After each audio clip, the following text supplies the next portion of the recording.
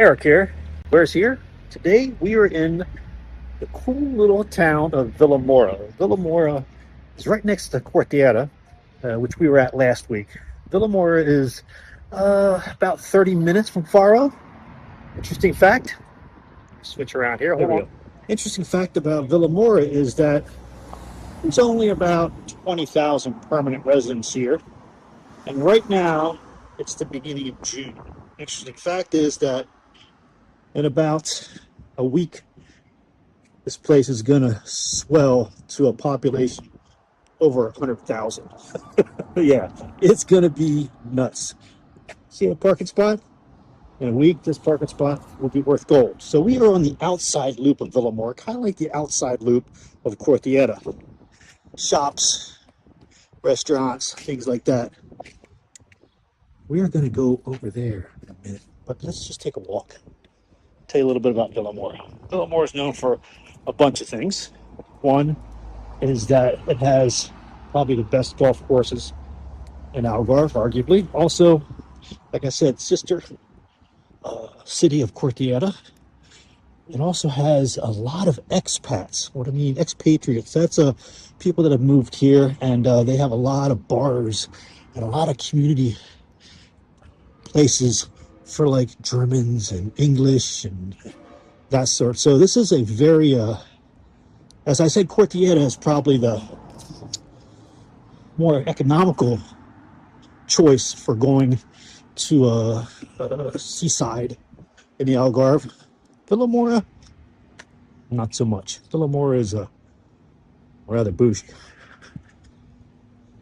So, what else is Vilamoura known for? Well, we're going to see that in a moment. So, let's go see what we can see.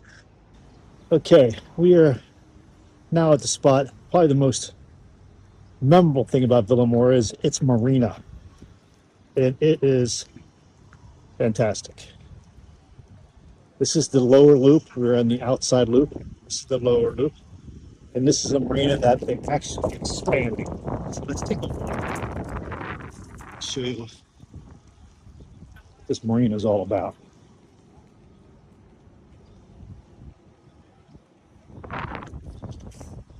Side, all restaurants.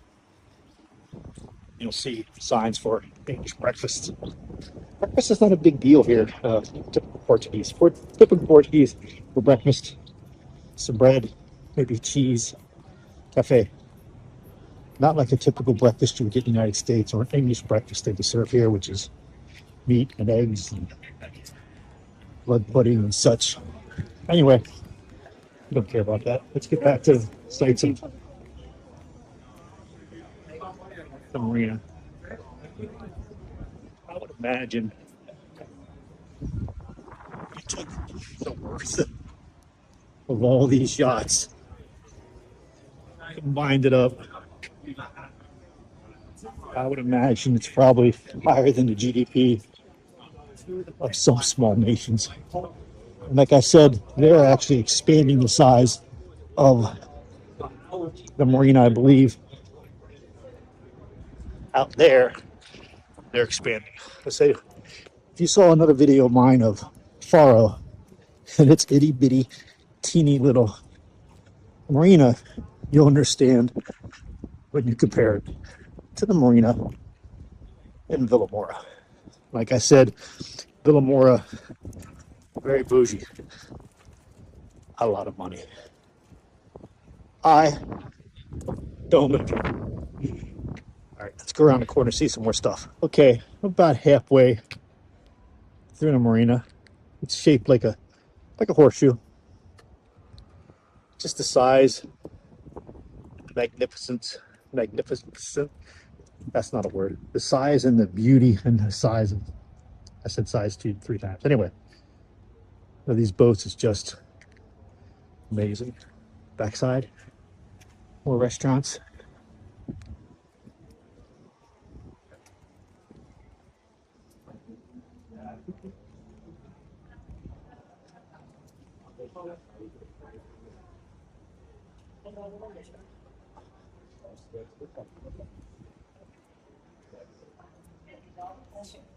Okay. Getting tired of seeing all these wonderful boats. I didn't think so. Okay, that's where we started. Back side of the marina. And yeah, look how small the boats are getting on this side. Sheesh, where the poor people must dock. Anyway, beautiful day here. Like I said, it's the beginning of June.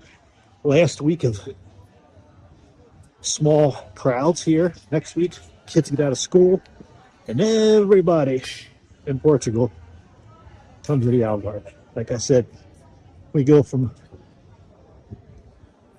50,000 to 500,000 in a matter of a week or two. This walkway will be full. We won't be getting tables next to the water at lunchtime. Okay, I have one more surprise for you. This one, I don't think you see coming. Okay, far side of the marina. We're going to travel up these steps. I'm not going to make you too dizzy. See you in a moment. Okay, that's where we came from. Literally stone's throw from the marina was this place right across the street. What is this place? I am at the Cerro da Vila. And why is this important? Well, this place has been around for 5,000 years. Yes, 5,000. And a lot of Roman ruins here. So I'm going to do my best. The lady at the front desk was fabulous. She walked me out here, gave me an idea of where I needed to go. I have a map. I'm going to show you things, but I'm going to drop the actual official names in the top of the video so I don't butcher them too bad. And plus, I'm expecting myself to walk, talk, and video, which I can do 2 of the 3, my friends, but all 3, it gets difficult. Let's turn this around and see what we got. Okay, this would have been the main entrance to the palace. I can get you an idea of what it looked like back in the day. But these mosaics are the original floors in the palace. And obviously, I guess we would call it a foundation of the palace. Now, we're going to walk this way.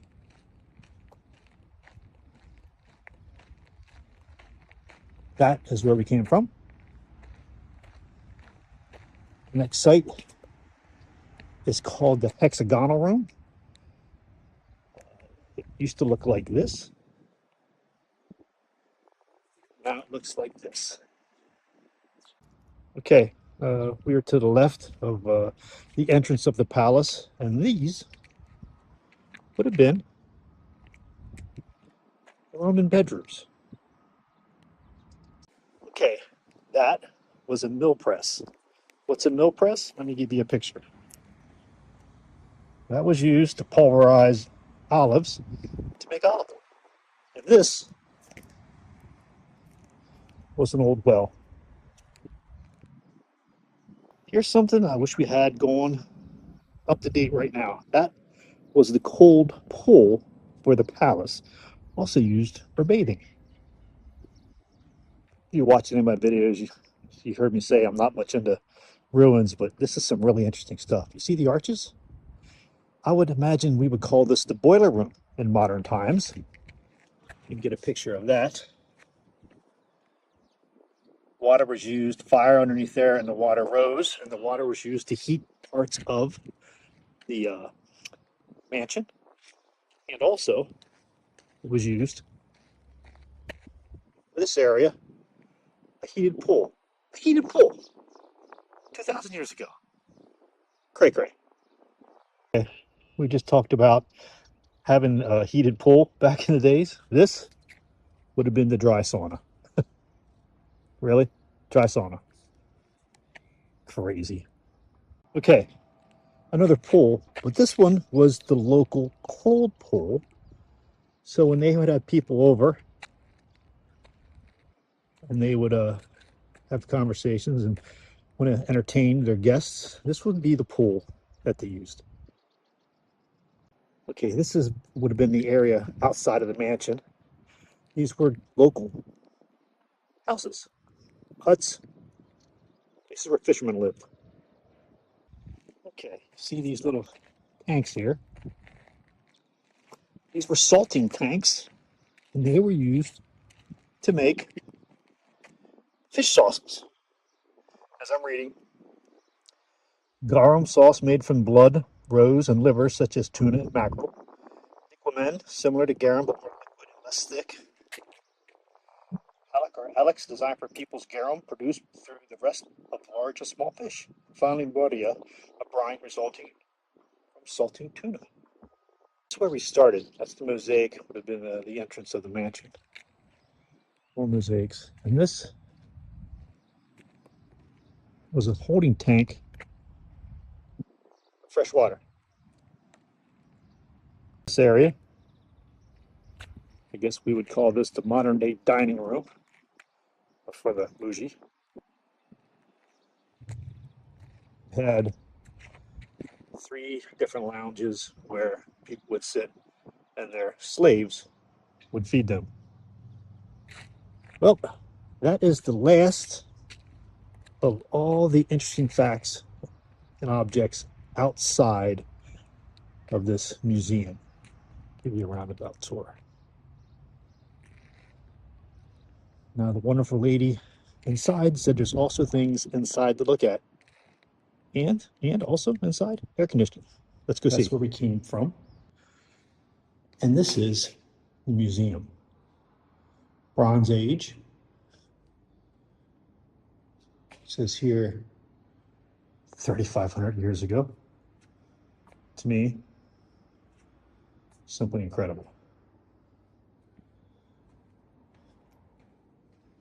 The Roman occupation, early 2nd century.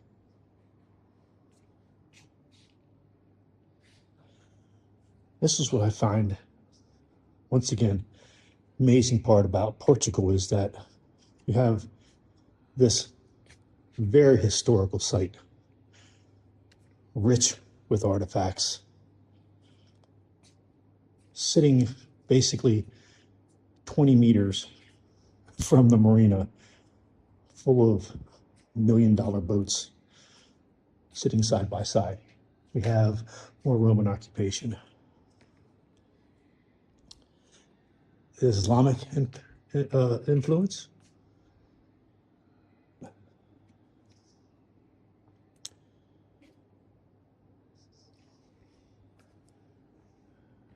Okay, that's going to do it for the museum and all the relics. I hope you enjoyed that very brief tour of the marina and the museum. Once again, I'll be putting some information during the museum tour of exact names of what we were looking at. Once again, this content depends on you, my viewers. I need you to drop where you want me to go next in the comments. It could be a place, it could be a beach, it could be a restaurant, any place in the Algarve that you would want to know more about. I will go find out more about it and place that information here. Once again, this is Eric from your Algarve Adventures with Eric. Until our next adventure.